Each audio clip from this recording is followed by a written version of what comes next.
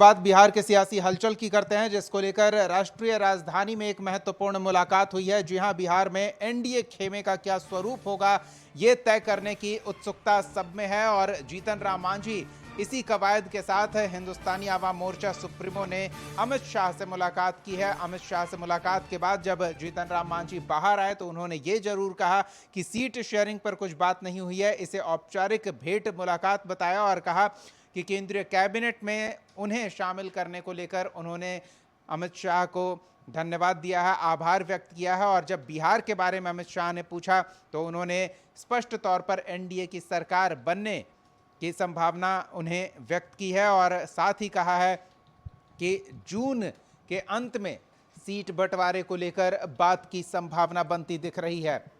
सहयोगी अंकित से जानकारी लेते हैं। अंकित, जीतन राम मांझी अमित शाह से मुलाकात करके निकले हैं, कुछ कहा है उन्होंने बिहार की सियासत को लेकर, जानकारी चाहेंगे आपसे।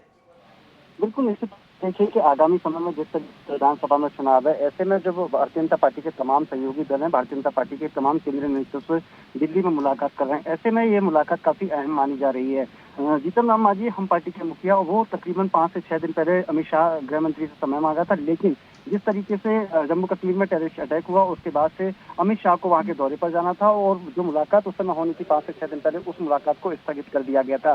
निश्चित तौर पर तकरीबन 30 से 40 मिनट की आज ये मुलाकात हुई। इस मुलाकात में किस तरीके से आगे की रणनीति रहेगी, उसको लेके बड़े पैमाने पर एक चिंतन और मंथन किया गया है। और इस मुलाकात के बाद जीतन राम मांझी ने कहा है कि मैंने गृह मंत्री अमित शाह से मुलाकात की, कैबिनेट गठन के बाद पहली मुलाकात थी, यह पहली आधिकारिक बैठक थी। मैंने कैबिनेट में शामिल करने के लिए आभार व्यक्त किया। उन्होंने बिहार के बारे में पूछा, मैंने कहा कि एनडीए की सरकार बनना तय। 5 से 6 दिन पहले संजय सिंह जायसवाल से भी उनकी बातचीत हुई थी कि एनडीए के नेता जून के अंत में सीट बंटवारे पर बात करने के लिए मिलेंगे। इसलिए हमने सीट पर बंटवारे पर कोई बात नहीं की। तो निश्चित तौर पर जिस तरीके से आगामी समय विधानसभा का चुनाव है, उसको देखते हुए गृह मंत्री अमित शाह और भारतीय जनता पार्टी के चाणक्य कहे जाने वाले और जीतन राम मांझी हम पार्टी के मुखिया की मुलाकात काफी अहम मानी जा रही है। लेकिन सूत्रों से जानकारी मिल रही है कि बहुत धन्यवाद अंकित इन तमाम बातचीत और जानकारियों के लिए। तो चलिए, अमित शाह से मुलाकात कर चुके हैं जीतन राम मांझी। बाहर आकर उन्होंने कहा है कि अभी कुछ दिनों में मुलाकात होगी। सहयोगी आशुतोष हमारे साथ जुड़ रहे हैं।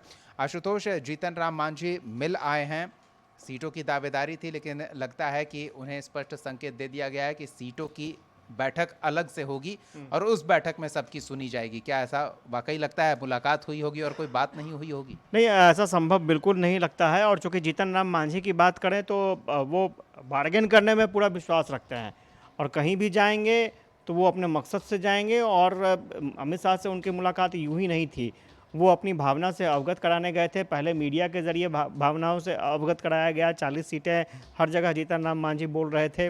और चिराग पासवान को जिस तरह से तरजीह दी गई विधानसभा चुनाव में, झारखंड में देखें, दिल्ली में देखें, जीतन राम मांझी के हाथ खाली रहे। तो ऐसे में जीतन राम मांझी चाहते हैं कि जितनी भी सीटों पर दावेदारी उनकी नहीं बन पाई, झारखंड की बात करें, दिल्ली की बात करें, कम से कम भरपाई बिहार में हो जाए, उतनी सीटें अतिरिक्त यहाँ पर मिल जाए। तो ये एक बड़ा सवाल है कि क्या जीतन राम मांझी को उतनी सीटें मिल पाएंगी, ये एक सवाल बड़ा है। हालांकि जीतन राम मांझी ने साफ तौर पर कहा है कि उनकी कोई बातचीत नहीं हुई है, सिर्फ ऐसे ही फॉर्मल मुलाकात थी, कैबिनेट का गठन हुआ था, अब तक मुलाकात नहीं हो पाई थी, धन्यवाद देने के लिए गए थे। लेकिन जीतन राम मांझी ने अपनी भावना से अवगत करा दिया गया है। और जो जानकारी मिल रही है उसके मुताबिक सीट शेयरिंग का फॉर्मूला लगभग तय है, उसमें कहीं कोई इफ बट नहीं है। लेकिन जीतन राम मांझी थोड़ा सा बार्गेन करना चाहते हैं, चिराग पासवान के मुकाबले कम नहीं रहना चाहते हैं, ये भी चीज़ सत्य है। और स्वाभाविक तौर पर एक बड़ी बात है, उन्होंने साफ तौर पर यह भी कह दी कि जून में सीट शेयरिंग को लेकर के जो है वो बैठक होगी, सभी नेता एक मंच पर बैठेंगे। इसका मतलब है कि जून जुलाई जाते जाते बहुत सारी तस्वीरें जो है वो बिल्कुल स्पष्ट हो जाएंगी, साफ हो जाएंगी। और ये लेकिन एक बड़ी खबर निकल कर आई कि जून महीने में सीट शेयरिंग को लेकर के कवायद दिखेगी। तो इसका मतलब है कि जीतन राम मांझी को या तो एडजस्ट करना पड़ेगा या फिर अपना वो रास्ता तलाश सकते हैं। पिछली बार चिराग पासवान खुश नहीं थे, उनको जितनी सीटें मांग रहे थे उनको उतनी सीटें मिली नहीं थी।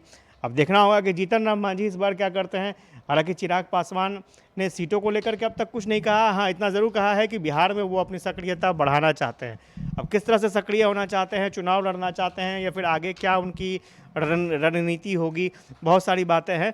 लेकिन इतना तय है कि जीतन राम मांझी के इस मुलाकात के बाद ये तय हो गया है कि सीट शेयरिंग पर तस्वीरें बहुत जल्द साफ हो जाएंगी। जून महीने का वक्त रखा गया है और चूँकि उन्होंने साफ तौर पर कहा कि संजय जायसवाल से उनकी मुलाकात हुई थी, मीटिंग हुई थी और ये तय हुआ था कि जून महीने में ये तय हो जाएगा। आशुतोष, एक चीज और समझना चाहेंगे, जीतन राम मांझी एनडीए खेमे के लिए कितने महत्वपूर्ण है, ये इस बात से पता चलता है कि सांसदों की संख्या बल हो या विधायकों की संख्या बल हो, और उस अनुपात में जो मंत्री पद उन्हें केंद्र और राज्य में मिला है, इससे उनका महत्व पता चलता है। नहीं, बिल्कुल। और चूंकि स्वाभाविक तौर पर जो वोट बैंक होता है, आमतौर पर देखा जाए तो दलित वोट बैंक को ही पर्टिकुलर ये मानकर चलते हैं कि अगर दलित वोट बैंक 19% है, बिहार में 19.5% है, तो उसके हिसाब से प्रतिनिधित्व भी मिलना चाहिए। मान लीजिए जीतन राम मांझी हुए या फिर चिराग पासवान हुए, स्टेट में अगर जीतन राम मांझी की पार्टी की बात करें तो संतोष सुमन को मंत्रालय दिया गया। तो स्वाभाविक तौर पर ये कोशिश की जा रही है कि जातीय समीकरण के हिसाब से सबको साध लिया जाए। लेकिन सवाल यही है, क्योंकि जीतन राम मांझी के पास 4 विधायक हैं, सांसद इकलौते खुद थे, तो इकलौते सांसद होते हुए भी वो मंत्री बने। और इधर आप चिराग पासवान को देखेंगे तो 5 सांसद हैं उनके पास और एक खुद केंद्रीय मंत्री बने। तो स्वाभाविक तौर पर ये माना जाता है कैलकुलेशन में कि अगर आपके पास एक सांसद है तो 4 सीटें लगभग तय मानी जाती हैं कि 4 से 5 सीटें जो है वो मिलनी चाहिए। इस हिसाब से कैलकुलेशन होता है, अपना हिसाब किताब करने का तरीका है पॉलिटिक्स में। लेकिन क्या उतनी सीटें मिल जाएंगी, ये संभव है? ये संभव कहना अभी जल्दबाजी होगी, क्योंकि देखना होगा। अगर 50-50 डिवाइड कर ले तो ये देखना होगा कि जैसे मान लिया जाए कि जेडीयू 100 सीटों पर लड़ेगी, बीजेपी 100 सीटों पर चुनाव लड़ेगी, 43 सीटों पर बाकी सहयोगियों को दे दिया जाए, तो कैसे डिवाइड करेंगे आप? या फिर जीतन राम मांझी को अगर कोटा देना होगा तो बीजेपी अपने कोटे से देगी, ये भी हो सकता है कि कुछ उसमें ये किया जाए। या फिर जीतन राम मांझी को एडजस्ट कर दिया जाए जेडीयू के साथ, तो अपने अपने तरीके से एडजस्टमेंट होगा। लेकिन इतना सहज नहीं है, क्योंकि बीजेपी जेडीयू के लिए सहज हो सकता है, लेकिन अपने सहयोगी, तीनों सहयोगियों को खुश करना उनके लिए इतना आसान नहीं दिख रहा है। बिल्कुल, वो भी चाहेंगे कि हम अपना विस्तार करें। बहुत बहुत धन्यवाद आशुतोष इस तमाम बातचीत और जानकारी के लिए।